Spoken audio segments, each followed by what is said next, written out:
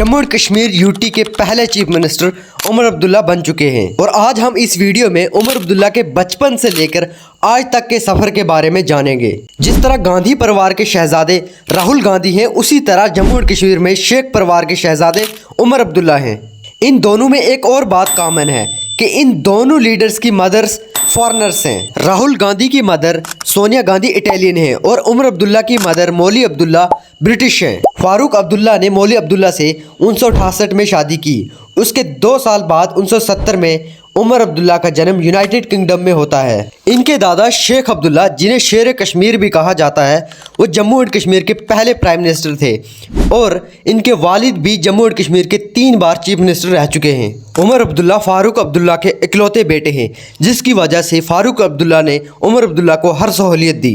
उमर अब्दुल्ला की स्कूलिंग श्रीनगर में ही हुई। उमर अब्दुल्ला ने अपनी बैचलर्स डिग्री सिडनम कॉलेज मुंबई से की। पॉलिटिक्स में आने से पहले उमर अब्दुल्ला ने आईटीसी ग्रुप और ओबेरॉय ग्रुप में भी काम किया है। 1998 में उमर अब्दुल्ला ने एमबीए में एडमिशन ली और इसी के साथ साथ पॉलिटिक्स में भी शुरुआत कर दी। उस साल इलेक्शन की वजह से उमर अब्दुल्ला को अपनी एजुकेशन को बीच रास्ते में छोड़ना पड़ा। उमर अब्दुल्ला ने इसी दौरान दिल्ली की रहने वाली पायल नाथ, जो कि एक रिटायर्ड आर्मी ऑफिसर की बेटी थी, उसे शादी की और 2011 में इनका डिवोर्स हो गया। इनकी छोटी बहन सारा अब्दुल्ला, जिन्होंने कांग्रेस के मशहूर लीडर सचिन पायलट से शादी की। उमर अब्दुल्ला 1998 में 28 साल की उम्र में पॉलिटिक्स में उतरे और लोकसभा के यंगेस्ट मेंबर बने। 2002 तक एमपी रहने के बाद 2002 में एनसी के प्रेसिडेंट बनते हैं। इसी साल 2002 में स्टेट लेजिस्लेटिव असेंबली इलेक्शन होते हैं। उमर अब्दुल्ला भी गांदरबल की सीट से मैदान में उतरते हैं, लेकिन पीडीपी के कैंडिडेट काजी मोहम्मद अफजल इन्हें हरा देते हैं। 2008 में फिर से स्टेट लेजिस्लेटिव असेंबली इलेक्शन होते हैं। इस बार उमर अब्दुल्ला फिर से गांदरबल की सीट से इलेक्शन लड़ते हैं, लेकिन इस बार जीत हासिल करते हैं। नेशनल कॉन्फ्रेंस और इंडियन नेशनल कांग्रेस दोनों मिलकर जम्मू और कश्मीर में गवर्नमेंट बनाते हैं और उमर अब्दुल्ला जम्मू और कश्मीर के यंगेस्ट चीफ मिनिस्टर बनते हैं। उमर अब्दुल्ला 6 साल चीफ मिनिस्टर रहते हैं और अपना टेन्योर पूरा करते हैं। 2014 के इलेक्शन में उमर अब्दुल्ला बेरवा कॉन्स्टिट्यूंसी से एमएलए तो बन जाते हैं, लेकिन जम्मू और कश्मीर में एनसी की सरकार नहीं आती है। जिस चीज़ की जम्मू और कश्मीर के लोगों ने उम्मीद भी न की थी, आखिरकार वो होता है, यानी कि पीडीपी और बीजेपी मिलकर सरकार बनाते हैं और यहाँ से ही जम्मू और कश्मीर की उल्टी गिनती शुरू हो जाती है। 2018 में बीजेपी अपना सपोर्ट वापस ले लेती है और पीडीपी की सरकार गिर जाती है।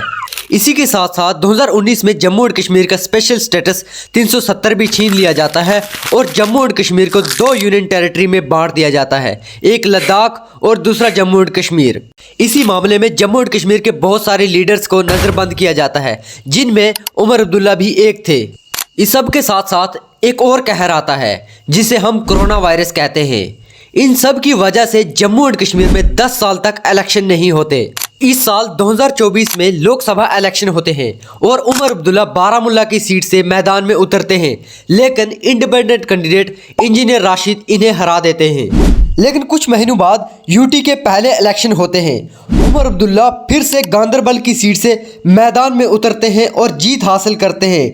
इसी के साथ साथ जम्मू और कश्मीर यूटी के पहले चीफ मिनिस्टर बनते हैं। I, Umar Abdullah, do swear in the name of God that I will faithfully and conscientiously discharge my duties as Chief Minister for the Union Territory of Jammu and Kashmir. CM बनते ही Omar Abdullah central government के सामने statehood की demand रखते हैं। अब देखते हैं कि जम्मू और कश्मीर को स्टेटहुड मिलता है या नहीं।